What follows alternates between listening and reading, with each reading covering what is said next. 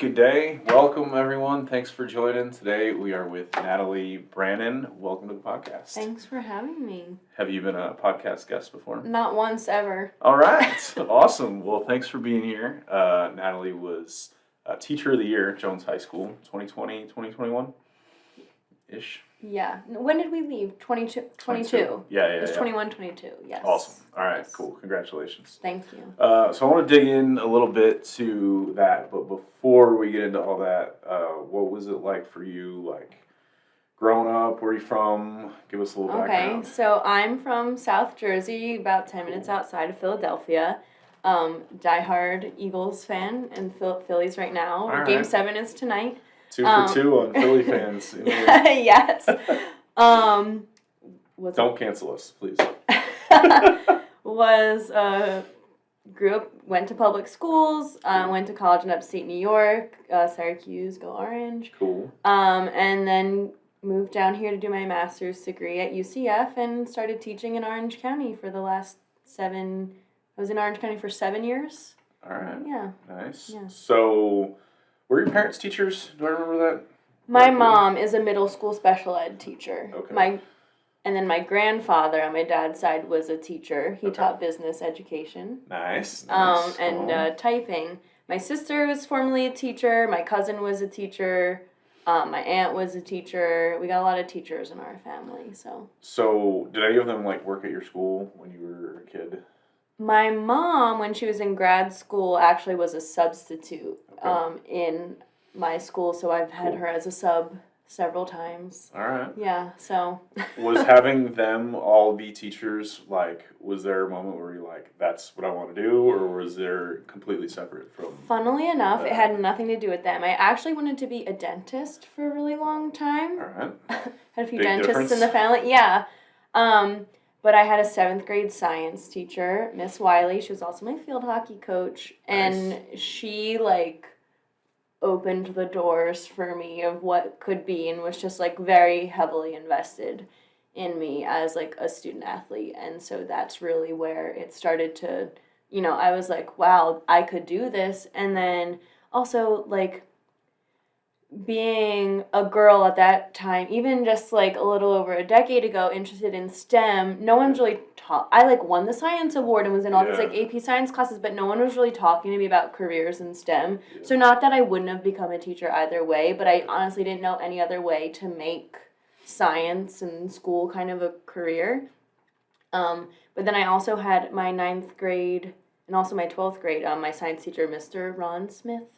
He also was really invested in me as a student and was allowed me to really explore the nature of science. Cool. Yeah, and then I got to college and my 2 advisors in the School of Ed and College of Arts and Sciences both I was just very lucky to just have people investing in me every stage of my life. So did you graduate high school and you're like, I'm going to become a teacher, or was it an option?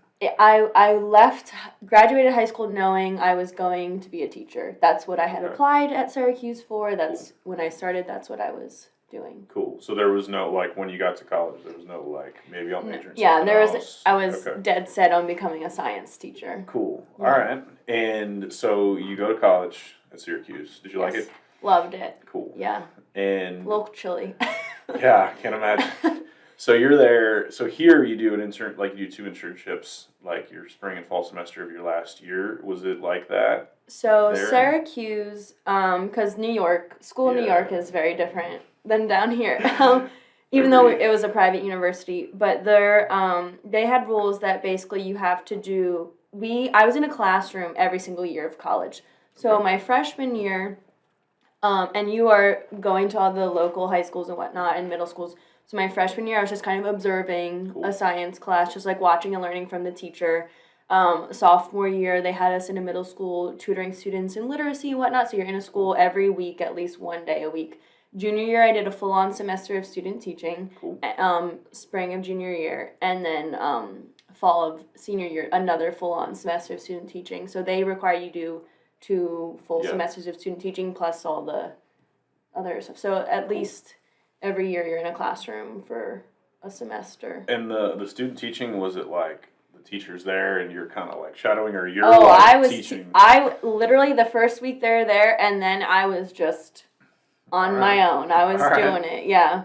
So you're like 21, like teaching high school or middle school. What was it? Yeah. It's funny because my freshman year when I was observing, I was literally like 18, 19, and I was in a senior class, so we were like the same age. but yeah. So my junior year, I was teaching 9th graders. Okay. And then my senior year, I was teaching 8th graders. And the other thing that Syracuse does that I really appreciated, they have you do a placement in at least once in an urban, suburban, and rural. So you get a little bit of taste of everything. Okay. So that way you could figure out, like, do I like the suburbs? Do I like rural? Do I like urban? And so it also helps you figure out, like, where do I want to be?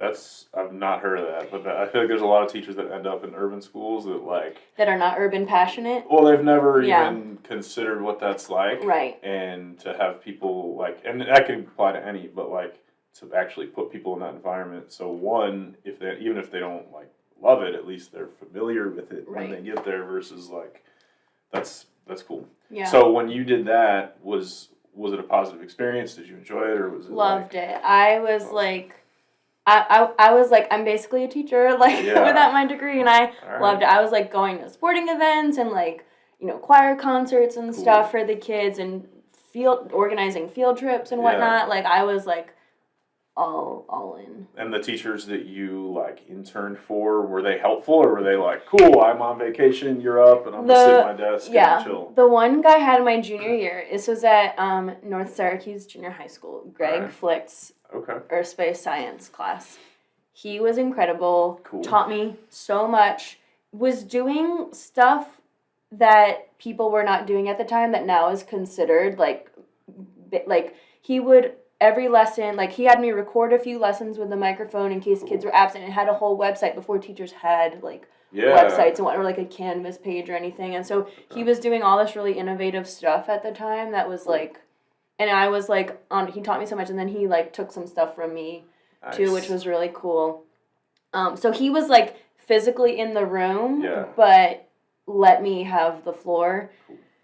My senior year, the teacher literally was kind of breaking the law. She just would go into the teacher's planning room elsewhere and left me alone, and you're not supposed to leave your student teacher alone. So I was just alone with the kids. She trusted you. She knew you. She was this is a break for me.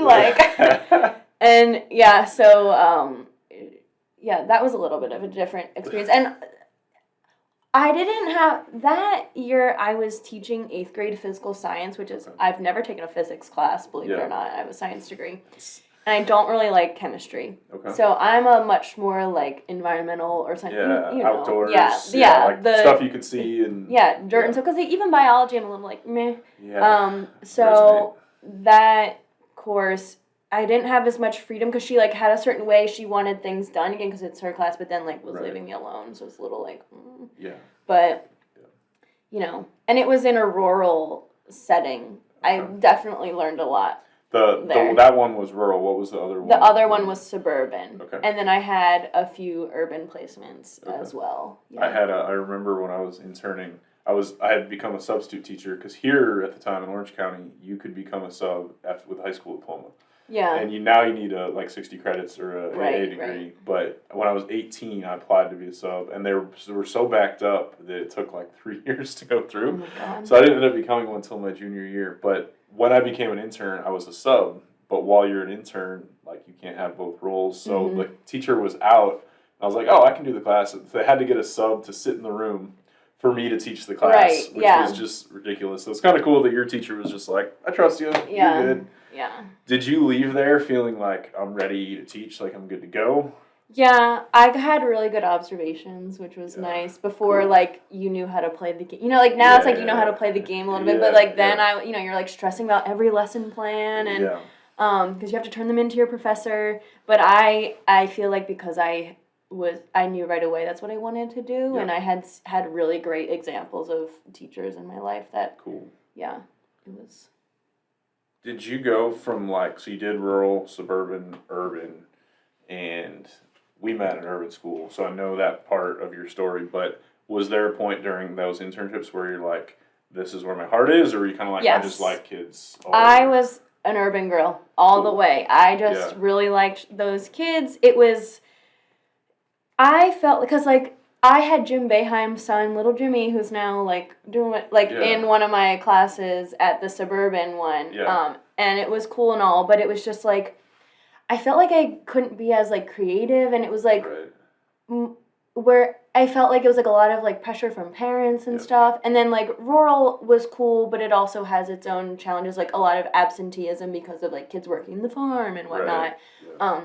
Whereas urban, it was, like, I felt like if my kids did well, it was because I was actually a good teacher, not like they were going to do well no matter what. Right. And it was just nice because, like, I feel like the connections with the kids are more genuine because you do have to put in so much more work into those relationships for them to trust you and for things to work. Because, you know, urban schools are so used to a revolving door of teachers and whatnot.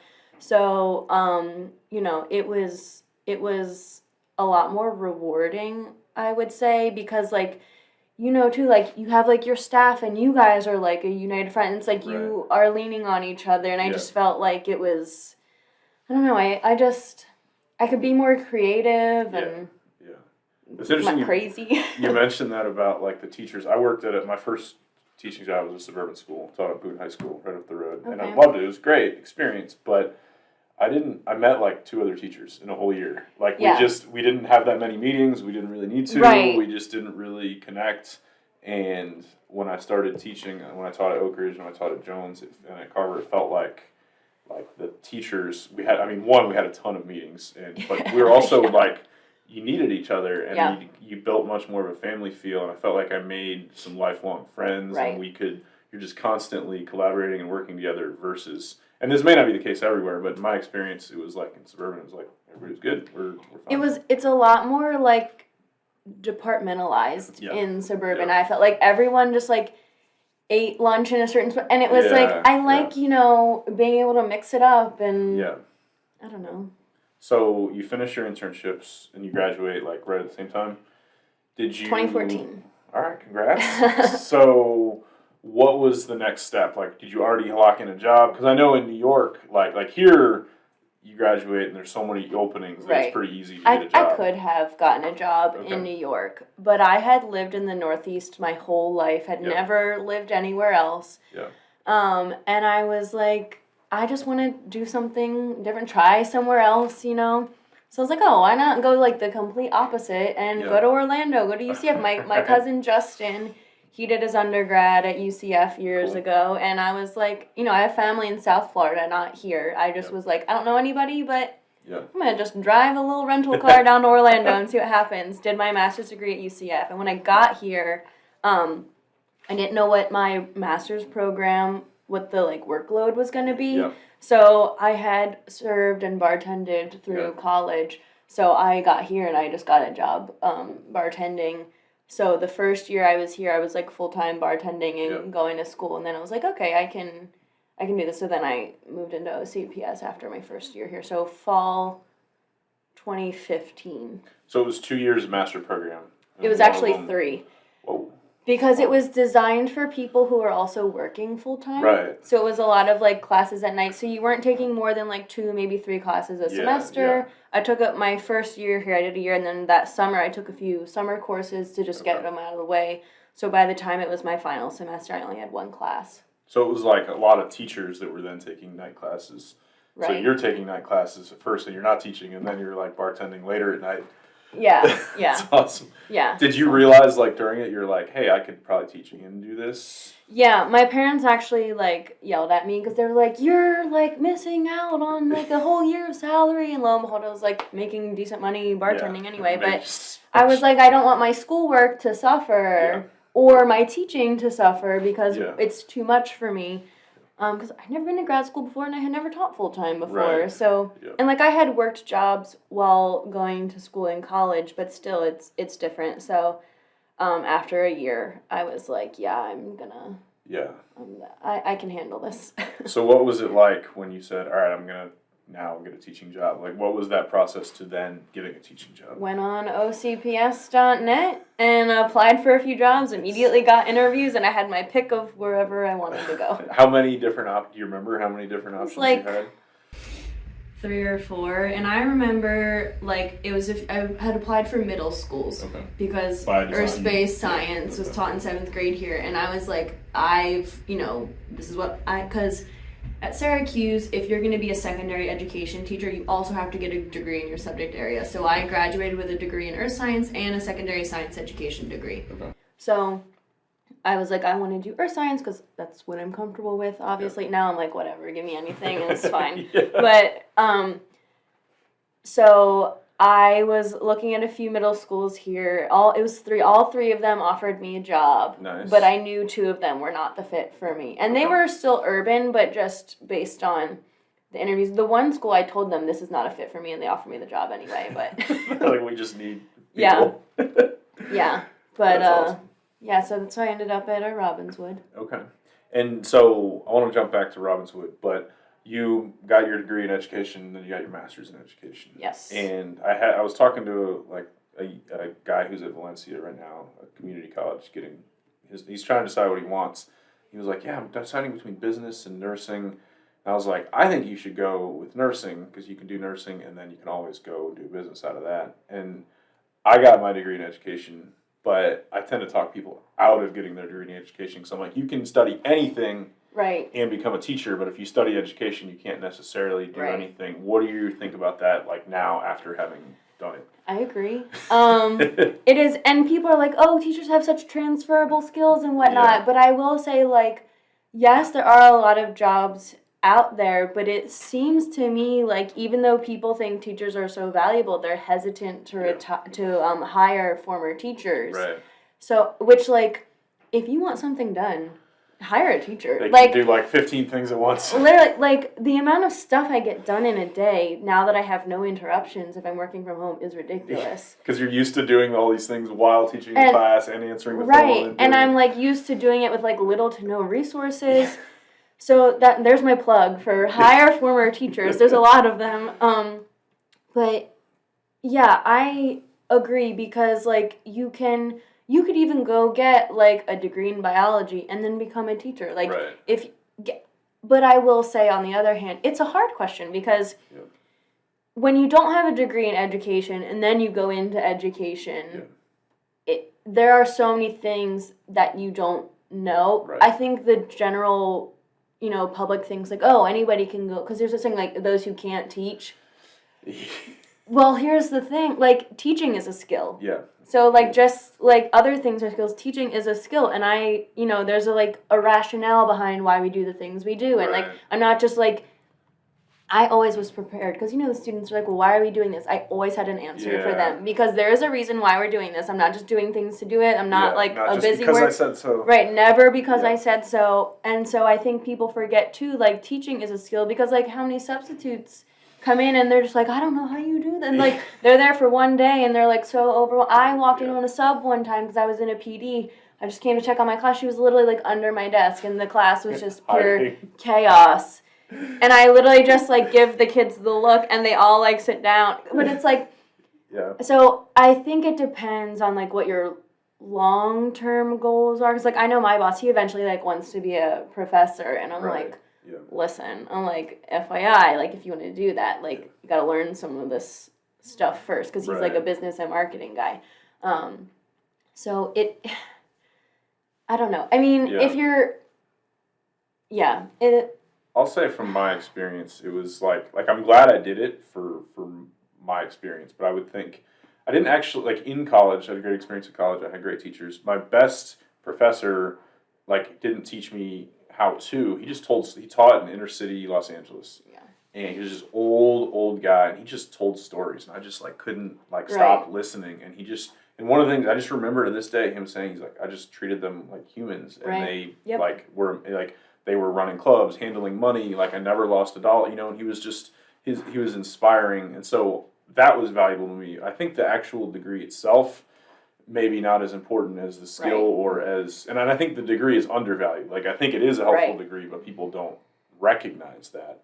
But I think for me, the most valuable thing in becoming a better teacher was like surrounding myself with awesome teachers. Agreed. Well, that was more than like, there's no class where it was like, oh, I learned this in my college class. I'm sure that's for some people. Because I'll say, like, for some of my earth science classes, I just sat there while someone read from a PowerPoint. And then I started getting real feisty because I'm like, I'm taking out all these loans. And I'm like, hey. And I'd had enough years. I think it was like my junior year I was taking this class. It was like, and I'm like, hey, I don't learn like this. And the professor was like, what? Because he's a scientist. He's not a teacher. Right. Yeah. And I was like, I can read this PowerPoint at home. Yeah. Like, I'm not learning from you just reading from this PowerPoint that's filled, like, this isn't even how you're supposed to structure a PowerPoint. Right. Like, it's just filled with all these words. And I was like, I'm not learning, like, I could sit in my bed and just read through this PowerPoint and take notes on it if that's, like, I walked 20 minutes in 0-degree weather through 3 feet of snow to sit here and watch you read from a PowerPoint. Uphill.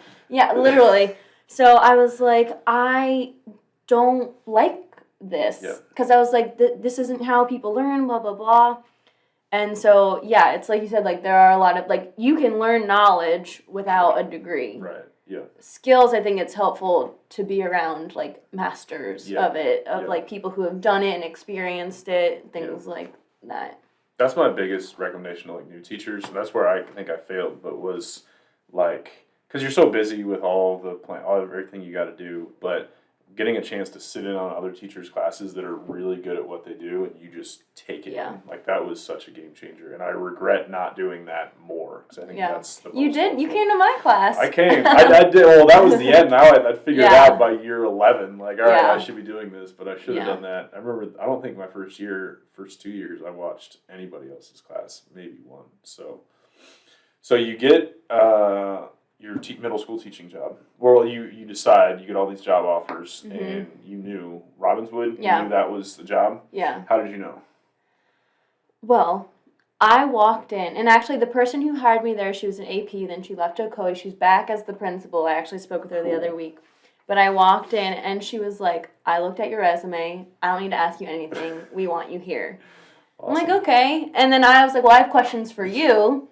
And she was like, let's hear them, like, you know what I mean? And was just open and honest about the school, like, didn't try to hide anything, didn't try to make it seem like something other than it was. She was like, it's, not going to be easy, you're going to face these challenges. And I was like, if someone is being that open about these things with me, then I know they're also going to, like, I'm going to have the support to deal with it. And I definitely had the support. Awesome. Our science team at Robbinswood when I was there was all women. Awesome. Only 2 of us were white women. Okay.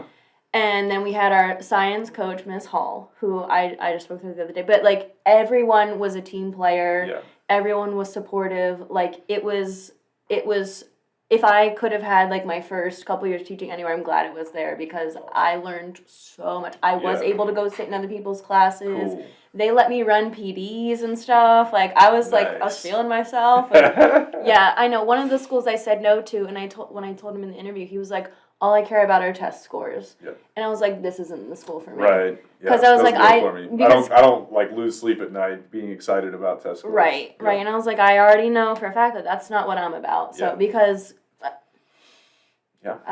nobody gets into teaching because, like, I want to get higher test scores. Right. I mean, maybe, of course, you want to help kids succeed, but that's not. Yeah. Right, right. So, for people that aren't from Central Florida, how would you describe Meadowbrook Middle? What's the demographic? What's the perception? Robbinswood. Yeah. Well, Meadowbrook's very similar. Same community. Robbinswood, so it's Pine Hills, has some not nice nicknames. If you're not from here, I would say, like, it is an underserved community, Title I, if you're in education, but essentially, like, a lot of people just trying to get by, trying to, like, pay bills and survive. A lot of students who are having to help out their families or even just, like, helping babysit and whatnot, basically, like, not always getting to just be kids. So when they are at school and those responsibilities are kind of taken away from them, it's like middle schoolers, it's like you want them to still be kids, but they also, you need to give them enough freedom to be kids, but also, like, some boundaries so they're not just, like, running wild. Yeah. But, yeah, definitely, I had a lot of kids that were reading way below grade level. Like, most of them I had overage kids that were, like, driving in 7th grade. So a lot of people have, like, horror stories from their first year teaching about how bad it was. It sounds like it was a good experience for you, but I have some stories. Well, I want to hear a horror story and a success story from Robbinswood. Well, I'm not going to tell a story about this. I have a different story, but they also had me teaching them sex ed at the end of the year. I didn't know they taught that in middle school these days. OCPS used to require the science teachers in middle school to teach it, and so that could be a whole other podcast episode. We'll save that. But I used to do like yoga and stuff with them, but then I had this one kid, Akil, and he tripped and fell and smashed his head into the wall, and the hole that was left in my wall. And I'm, like, freaking out. I was like, are you okay? And he's like, yeah, I'm fine. I'm like, look at the hole. And then they're like, what happened to your wall? And I'm like, a kid's head fell into it. Like, and I'm, like, stressed out because I'm like, are they going to make me pay for this wall? Because, like, you don't know. Yeah. Like, I remember when I started there, I had to get paint for my door because there were some graphic images on my door, and I was like, I'm not about to stand here for a whole year. They were illustrating the sex ed. Right, yeah, before I even got there, and just these nuts jokes all over the, like, carved into the door, and I was like, I need some paint, and I was like, everyone's walking by, who's this new teacher, and I'm like sitting there painting my doors, I'm like, I cannot have this. Oh my gosh. Yeah, but, so just a lot of funny stories, but, some great stories, though. We used to did you guys do Saturday tutoring? It was an option. Yeah, it was always available. I always did the Saturday tutoring because it was like $45 an hour. Yeah, that was when you got paid. And so basically, if you had enough students there for you, you got to stay. If you showed up and kids were not coming to your class, they sent you home. Yep. I always had like 40 kids like in my room on Saturdays, because that was when I did like fun STEM projects. So like, what would I have wanted to do in class if I didn't have all these kids? Yep. And so things like that. So I used to get kids every week, and like kids that weren't mine, kids that were mine, and it was just so much fun. Like every Saturday tutoring, like just doing cool stuff. Like around Halloween, around this time, we did like so many cool like Halloween projects and stuff. But just like seeing like the pure joy on their face, like experiencing real STEM stuff. Like they just don't get to, because like regular school day, there is so much pressure about like reading scores and test scores and like the 8th grade science exam that I'm having to help prepare them for and whatever. And like, so it was really, really fun to just have all these kids and just like have a fun Saturday morning. I bet that, like, I'm just thinking about my science classes growing up, and I'm like, I'm sure we went outside like once or twice, but I don't remember any like super cool projects, and I don't remember taking notes in multiple choice quizzes. That's not what stands out. Right. I have had so many veteran teachers tell me I'm crazy for taking these kids outside and doing this and that. Like, even when I taught in Syracuse, I used to take the kids outside because we had like a whole like pond and everything, and they were like, I would never take these kids outside because I had like the bad freshmen in that school, and I'm like, well, we're going outside, and if it turns out badly, then shame on me, but we're at least going to give them the chance. And they did, so, like, I never had an issue. Same thing at Robbinswood. I used to, for, like, weathering, erosion, and deposition, we used to walk around the school outside and just, like, write down examples, and, like, and the kids, like, I didn't ever have a kid run away or anything, like, I was at Jones, I was outside every week, all the time, always outside. So that's memorable. Like, that's how people learn, is by doing. And I think so many teachers are caught in this rut, either because it's easier, like you don't have to plan as much, or it's controlled to say, we're taking notes and we're doing multiple choice tests. But and the teachers that said you're crazy for going outside, I'd be like, you're crazy for staying inside all the time. Yeah. Like, what? I'd rather be the crazy lady. Yeah. I'm always the crazy lady, and I'm used to that. I've run with it, so. So you were at Robbinswood. Yes. How long? For 2 years. Okay, awesome. What made you leave, and how did you get to your next stop? I had been in Florida a couple years, and I didn't know if this was the place for me. Yeah. I really should have just switched schools. I don't like teaching middle school. Yeah. Didn't realize that was the thing, so went back up to Syracuse, taught there for a year at a high school, and I actually loved it. Cool. Loved it so much. I like cried when I left. I loved my kids so much because up there I taught 72-minute blocks with those kids. Nice. Which is a lot. Yeah. But you get so much like you don't have to stop mid, there's not like projects you can't do. Right. You don't have time. And those kids learn so much. Like we did so many cool things. We won like awards and stuff. Like, awesome. But I just missed the sun. Fair. So when I wanted to come back, I was like, Allison Kirby, I want to work at your school. And she was like, what do you teach? And I was like, science. And she's like, oh, well, I don't need a science teacher. And I was like, just interview me. Challenge accepted. Yeah, I'm like, please just interview me. So you're in Syracuse. We went back there for a year. For a year, yep. But you moved because you liked teaching. You just didn't like teaching middle school. Right. And did you have an opportunity at high school there, or you just taught at a high school there? Yeah, okay. I started off teaching the upperclassmen. I was teaching environmental science, and I had like a sheltered ESOL class. Like it was so much hands-on stuff. Cool. And then after the first quarter, my principal, I was basically like voluntold. She was like because it was like a team of all first-year teachers, and one of them was like a sub who was in the science class, and she was like, I need you to go to, the team was called Flex B. She's like, I need you to go to Flex B. I'm like, are you sure? Like, I'm loving, because like freshman, I was like, I might as well be back in middle school. Right. So I was a little salty about it, but so I was like, well, can I at least observe what I'm going to be walking into? She's like, yeah, sure, whatever you want. I understand why she asked me to go down there. Yeah. I went and observed, and I was like, I can't believe what I'm seeing right now. Yep. So, it was a disaster? Disaster. Okay. A complete. Like, kids running on top of the tables, sitting at the teacher's desk, just throwing stuff out of the desk. Like, like what you see in the movies when they're trying to portray a bad and I was class. Horrified. So, when I was leaving my upstairs kids, I left, like, all these plans and everything. Yeah. And the person who went in there didn't really listen. She basically said that I was annoying. So I'm like, okay, whatever. Right. But I'm going to just keep doing my thing. So I come down after the first quarter, and up there school starts later. So it was, like, right around, like, my birthday that I'm, like, I'd go do my first day. And these kids obviously hate me at first because I have rules. Structure. I have rules. Things. And I even, the first day, I did, like, a hands-on thing. I gave them a bunch of random materials, and I was like, build the tallest stable structure you can, and then whoever wins, and like I had my little like Instagram and like post, and so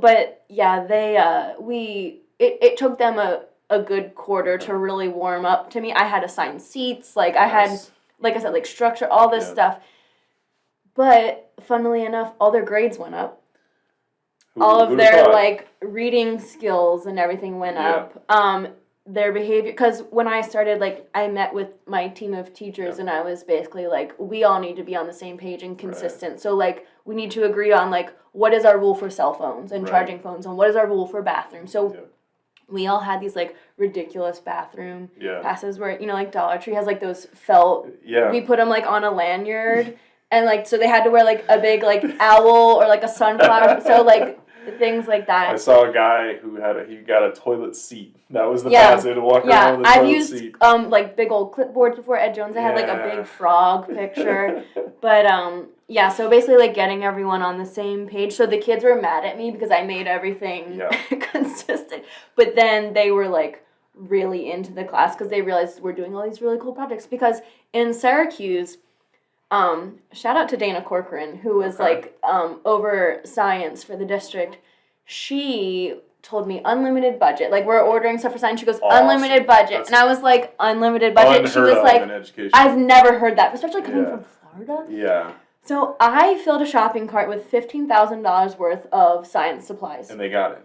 And I was like, I'll get some of it. Yeah. I got about $12,000 worth of supplies, which That's I won the award at the end of the year for like biggest shopper in the district because everyone else just puts like $100. They're like, oh, we're not gonna get it, and I was like, I'm gonna put everything I could possibly want, and I'll get some of it. Even if you got like 10% of it, that's still like way more than you would have got if you just did $100. And I got most of it. That's awesome. And so it was like a joke, like boxes just being delivered to my room all the time. So I had all these amazing projects that we were doing, and like environmental science, it was a dream come true. Like, it was probably the best year of teaching I've ever done in my career. Like, I was killing it. So the kids too were like so into it, and they like still will send me articles and stuff. They just graduated last year. I went up for their graduation. Awesome. But they were like, I've never learned so much, and this and that, and who'd have thought, like, I remember that it hit me in my first year of teaching, where every kid will be like, oh, are we going to do anything today, or what are we, you know, and they want to hear, no, we're not doing anything today, and they think they want to just do whatever they want, but it actually happens in classes with permanent subs and this and that, and they actually don't, they really want structure. They won't ask for it, but once they're given an environment to grow and to try things, like, once they find out, wow, this is really cool, and they're learning, like, they love and they thrive in that, and they won't ask for it. And I think that's where a lot of new teachers struggle, is like, oh, I don't want to, rock the boat or this or that, but it's like, once they get in that right environment, I'm rocking that boat. The number of other teachers that were like, oh, they complained about me. They couldn't keep up. They literally were like, don't tell anyone you're doing that, because then we're all gonna have to do it. And like they're like, you're making. I was like pulling data at the beginning of class, using that to pick their assignment for the second half of class, and like all this stuff. And like, did I still have behaviors? Yes. Yeah. Like, having an interactive lesson doesn't erase every bad behavior, but it definitely makes them fewer. Yeah. And it's like, at that point, you almost get to a point where it's like, why would you mess up this? Like, everybody else is doing this really cool thing. You get the chance to do it. Like, why wouldn't you want? And the kids police themselves. Yeah. It's a super cool, like, dynamic when that changes in class. So you leave there, and like, teaching was awesome, but you're ready to come back to Florida. You said you called Allison Kirby. Yeah. I'm coming to get you for this show. You're coming on the and podcast, Dan. Allison Kirby. And Dan. But, so you mentioned you called her because you wanted to work at her school. How did you know her, and what led to you calling her? Well, I knew I wanted to work Title I, and I knew I wanted to do high school, and it was just like, and we knew some mutual people, so I was kind of like, oh, like, what's, Jones about, because I knew, like, Evans, and I knew Jones. Right. Jones was a little closer to me. Yeah. But, yeah, and so I go, I call her, and then... You're like, interview. Yeah, just interview me. Going for the interview. She calls me later that night, and she's like, do you want to teach ag? I'm like, yeah, sure, I like plants, whatever. Oh my God, did I know that was... that was like, the moment my whole life changed was me teaching ag at Jones High School. And that was never on your radar. Did you? I wasn't certified. She was like, can you go get certified? I'm like, yeah, sure. Yeah. Went and took the test and...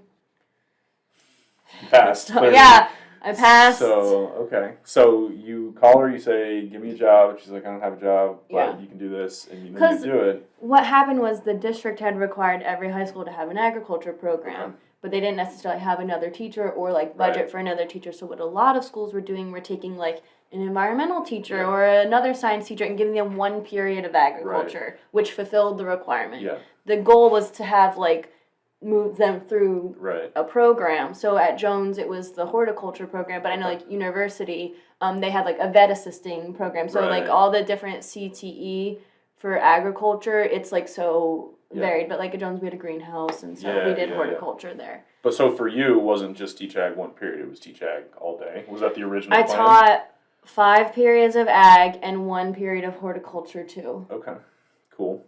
I still had a planning period. All right. So, and what year was this when you started? This was 2019. Before 2019, 2020. Okay, so the last full school year before COVID. Mostly full. You get to Jones, Jones, historically black high school, one of very few. Yeah, and I brought a rabbit. Yes. So, were you in the classroom that I knew when you got there? Yes, that was the only room I was ever in. They couldn't fit me anywhere else. So it's super cool. When I didn't get there till the year after, but she's got like animals in there, and like it was a super cool vibe. I pretty much called Kirby and I was like, I'm gonna get a bunny, just FYI, and she was like, okay, whatever. Yeah, it was super cool. So you step in, and did you feel like this is my vibe? I'm loving this already, or was there like an adjustment period to? The thing is, my vibe is teaching. I don't care what the course is at this point. So, like, I'm down to teach. What I didn't realize at the time was that I had always been, like, when I was in OCPS, I was always, like, one of the tested subjects. So you get all this extra support and whatnot. Support and micromanagement sometimes. That too. Yeah. Now, Kirby, I asked her, I was like, how much freedom do I have? And she was like, you do what you need to do. I'm like, cool, excellent. Yeah. But the other side of it is, okay, I'm also supposed to teach 6 periods while also finding all these community partners and people to help our garden, which, like, because $0 in the ag bank account, and we're supposed to be self-sustaining, and I have nothing but an old rusty shovel. Yeah, and you can't. There was no garden because it takes the time to and I gotta buy the They don't even want to know. When I left, I cried because I was like, there are thousands of dollars of my own money in this sitting in this room. Yeah. But yeah, so it was like I was having like take my planning period or like after school taking meetings with people, and then like doing walkthroughs with people and stuff. So I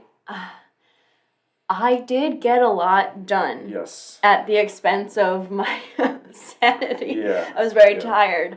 So, but it was definitely in the end worth it. Like the kids, the majority of them definitely benefited. Yeah. So that's a huge testament to so many teachers that go so far above and beyond like the actual teaching duty. Yeah, I did a project with the NFL that first year. Awesome. I partnered with Fleet Farming, Florida Blue, Orlando City Soccer. Reach out to the NFL, or how did that happen? They were trying to pick a school to do their like annual Legends project with. So I was like, come to my school and let me give you our story and my spiel and come see like, because I had also like OCPS Green, like they do like a garden tour. So I was on the tour, but like I got to go around and see other schools, which in like, I was like, the one school's like walking me through their yoga room and their like student like hangout room, and I'm like, they're like, are you okay? Do you need to leave? Because I'm like, I'm trying to get a raised bed, like you know what I mean? Like we were digging up grass to plant here, and then the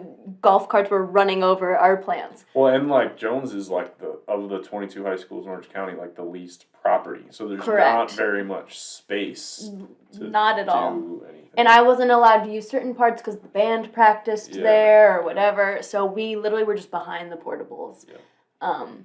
But yeah, so like I was constantly walking people through the garden all the time. Just come see it, see what's going on. I think it's a lot more beneficial for people to see, and then they believe, because like you can tell them, well, I'm in this ag program, so like. And I was just, it's like similar to my job now. I was like reaching out to anybody and everybody, hey, can we work together somehow? If yes, cool. If not, keep us in mind. You know, you just, that's so awesome. I was very busy. So you're busy, you're contacting people, you're making things happen, you're teaching, you're back in Florida. And I'm having to also be the sponsor for Future Farmers of America, which is required of being the agriculture teacher. Yes. Okay. So I also I'm teaching these courses plus doing FFA, so meetings after school and field trips and competitions and fundraising. So I'm having to raise money for the ag program and for FFA, which are separate. They have separate bank accounts and. Okay. Yeah. So you're busy, and there's but it's going well. Like you're making progress, you're making things happen, and then. March, you leave for spring break, thinking, we get a week off, cool, and then we don't COVID come hits. back. So what was that like for you, like as a teacher, and then like how your students, how did that all kind of play out? Super scary, not for me, but for the kids. Yeah. Kids just disappearing. Yeah. Can't get a hold of them. Yeah. Constantly making phone calls, trying to figure out if they're okay, where they are. Some kids, are having to help their little siblings do school. So I honestly, during that period, was more so just checking in. Yeah. No, like, real assignments. Right. I know that sounds bad, but, like, people didn't even have internet. Yeah. And, like, people... And there was no way to know if they did or not. Right. Yeah. And it's, like, you don't even know if they're housed or... So, essentially, just spending a lot of time finding kids, making sure they're okay. And then just thinking, like, what are we going to do? Like, how are we going to pivot? Like, are we going to go back in August? So it was, and then, like, parents are getting frustrated because I've now texted you 4 times, like, hey, your kid hasn't, logged in, and they have 5 kids to, it was... Yeah. It was not my favorite. I used to, though, like, go on Instagram Live and read to them. I used to read them. I read them Harry Potter. It's so cool. I did office hours on Friday. So, like, I was available during the week, but then on Fridays I would do, like, office hours where I just sat on, like, Teams for 3 hours. And you could pop in, ask a question, leave. Or some kids just, like, wanted to see their friends. Yeah. And so sometimes we would just come in and talk and catch up because they weren't allowed to see their friends. So it was like we can all get on Teams and... see each other this way, so...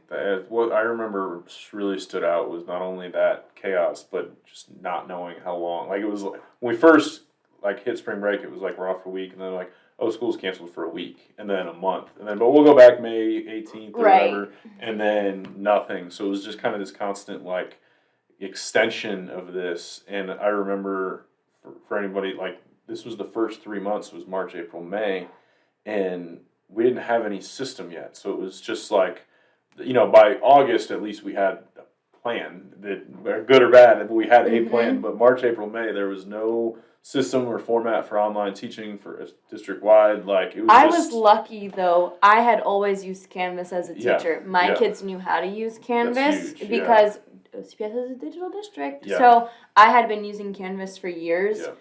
My kids were okay. But I know in some of their other classes, their teachers hadn't used Canvas or they didn't have, so like, even though OCPS had the Canvas training, but whatever. They didn't know, like, they didn't have a place to log in and connect with the teacher. Right. So I was lucky that way. But it also, like, for me, being a teacher at that time too was really tough because not only are you, like, trying to do your job, but now we have, like, this whole divide of either teachers are absolute superheroes or you're my childcare, and I'm really annoyed that you're not available right now. Like, you know what I mean? And so it was, like, a really big, like, some of people are really appreciative of you, like, literally flipping everything. Some people are just so annoyed with you. Well, and did you have seniors that year? Because this is I had grades 9 through 12 every year. Right, the kids that lost graduation. If they played a spring sport, they lost their last sport. Like, and then they're going to college in the fall, and it's like they're not even really getting a real college experience. They're just like telling me I'm taking class from teams in my bed. Like. What a terrible way to normally a huge celebration of graduating high school, a huge celebration of going to college, and it just. So that's when we met, was because you started virtually. I officially started teaching at Jones in August of 2020, and so I was coming in now, and you were the department head already. Did you then just become that, or were you? Yeah, that's when they made them. Okay, so because I was under science, but they were realizing, like, I'm not. Like, even though it's agri-science and horticultural science, it is, like, different, like, CTE. So then they were like, you're going to be our CTE department head. I'm like, cool. That's awesome. Because I'm like, I get it. Like, we are a different program than a... Yeah. I just remember, so I'm coming in, and they let me, because of my unique situation, get to stay home and teach from home, which was not very many people got that chance to do that. So I don't think I actually met you in person. I don't remember. No, just like, here's the department head. You're sending out emails all the time, and then, like, how to do this and that and the other. All the time. Super helpful. Well, it was funny because a lot of people don't hear from their.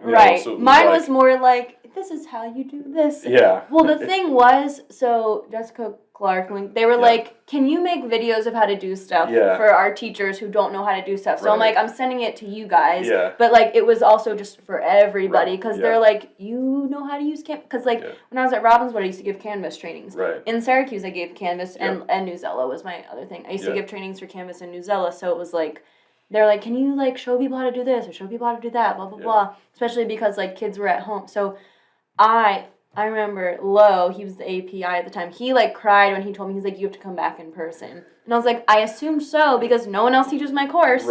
So I had kids online and virtually, or online and in person at the same time, which was, it's like 20 kids are online and there's like 20 kids in my room and I'm like... You can either, like, walk around and work with kids in person, or you can be at a computer, but like trying to do both was just insane. And then, like, when we would go outside, the kids at home, I'm like, take a picture of yourself outside and tell me if you're okay. Like, just give me a little update. And I used to start doing, like, these Google Forms of, like, you know, how, like, what is something that's working for you? What is something that you wish I would change? And, like, some kids were like, I wish you weren't so loud.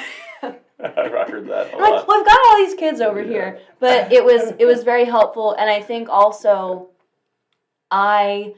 because I had all 4 grades, it was the kids who had been with me, it was a lot easier, but then you have all these new kids that are not only new to high school, new to me, new to this, like, new to my class, like, and new to online school, so, like, I think me asking for their feedback helped the buy-in as well, so that way they were like more likely to actually do the assignments and whatnot, because they have to take this ag test. Right. So well, and it was so different teaching students virtually that you had already taught in person versus like because you such knew a hands-on them, teacher. and you knew how they worked, they knew how you worked, and then you get a group of students that you don't even know, and now you're trying to interact with them only virtually, and it's like, I don't know, you just have no idea what their learning style is or what their needs are. Right. I had a kid tell me I had a stank face in the feedback, and I was like, I have a mask on. You can't even. I literally said, I was like, whoever said I have a stank face, I have a mask on. You can't even see my stank face.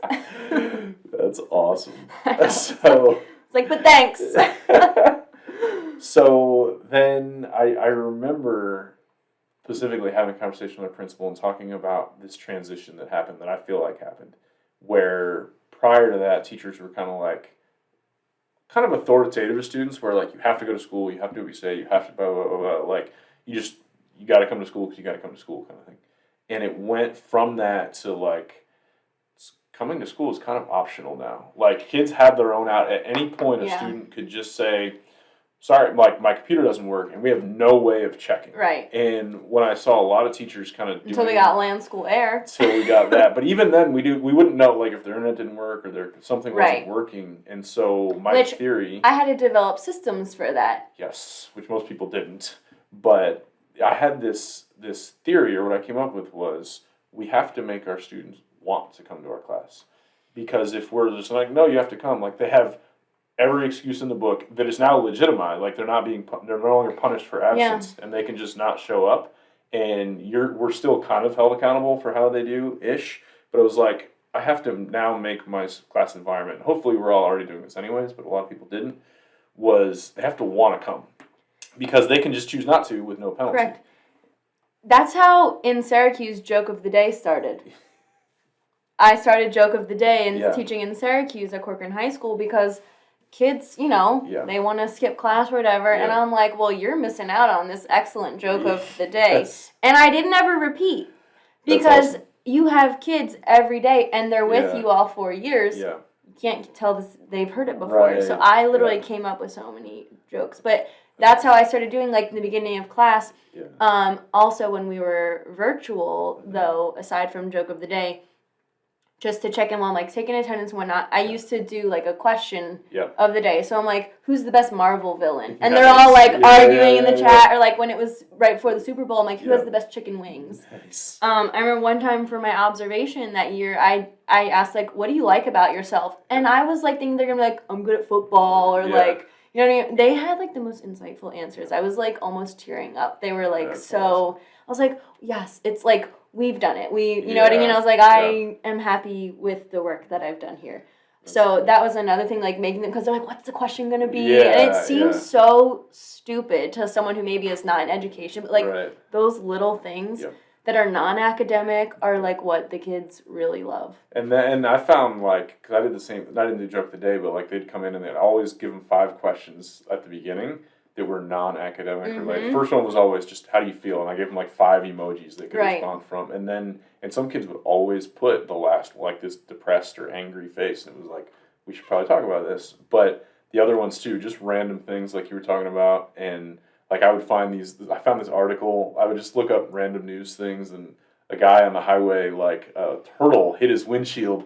And so there was a picture of it, just like, how would you react if this happened? And they just loved that random stuff. But then they knew they would engage in that, and I think they naturally, if they're engaging with the Joke of the Day, it's easier for them to just naturally engage with whatever's next, because they're like, oh, okay, I'm in with this. Right, exactly. So you were doing yoga, you were going outside and working in the, like, how did that go with kids at Jones and after COVID, or during COVID, like, how was that vibe? Well, even when I taught middle school, I had always done, like, there are some days where you have a bad day. Yeah. Like, the kids are bad, you're bad. Yeah.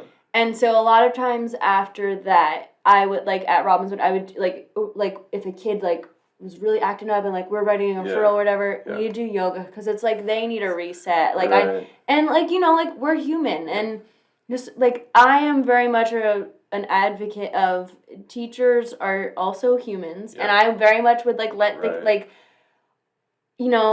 I have to, like, you get to be rude to me every day, and I have to show up with a smile on my face every day and give you a fresh start. And, like, I'm going to, but also know that, like, I would tell them, like, you're hurting my feelings when you do that because this, and that. And, like, you know, stuff like that. But I did a lot of yoga, too, like, when it was a lot of testing. Yeah.